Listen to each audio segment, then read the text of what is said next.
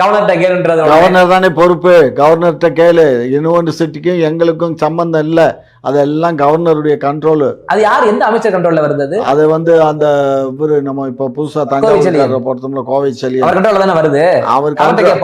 அவர் கண்ட்ரோல்ல வந்தாலும் அவருக்கு வந்து இது யூனிவர்சிட்டி வந்து விசி இவங்க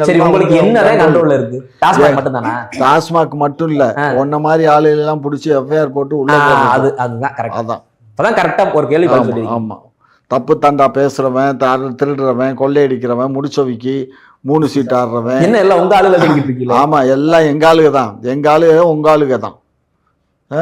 தமிழக வெற்றி கழகத்துக்கு 40% வாக்குகள் உறுதி அப்படின்னு சொல்லிட்டு இருக்காங்களே, இதை பத்தி 40 நான் தான் ஏற்கனவே சொல்லிட்டேன். நம்ம 100% ஓட்டுகள் ஜாஸ்திடா. 100% அவன் தம்பி வாங்க போது. அவர் தான் அடுத்த சீஃப் மினிஸ்டர் தமிழ்நாட்டுக்கு.